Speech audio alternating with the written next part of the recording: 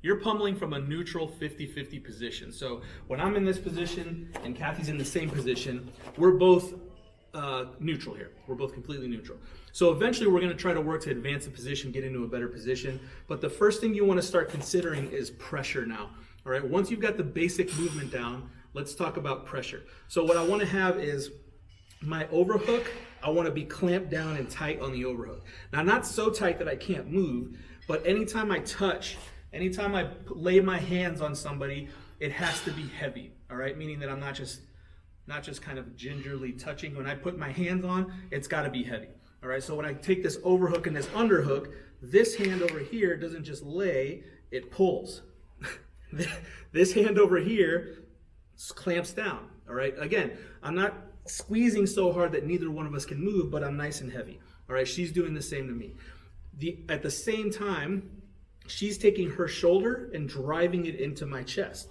I'm taking my shoulder, driving it into her chest, and I'm taking my head and driving it in. We're head to head here, all right? So I've got 1, 2, 3, 4, 5, 6, a whole bunch of control, points of control, or points of contact with her body, and she's got the same with me, all right? And now, not only that, but now I want forward pressure too. So I've got forward pressure and she's got forward pressure.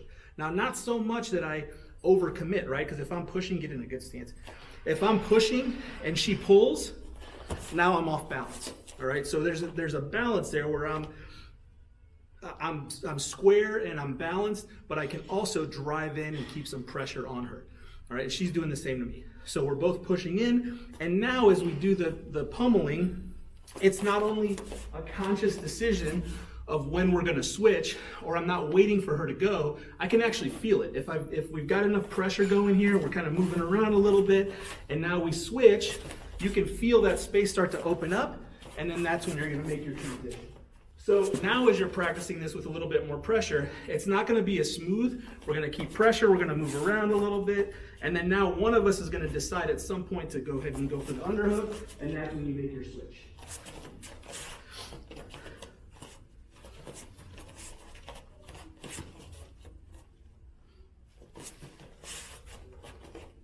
And again, it doesn't have to be super fast. It doesn't have to be heavy.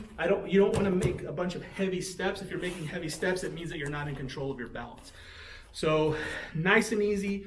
Now just think about adding some pressure, front to back, forward into your partner, pressure with the hands, pressure with the shoulder.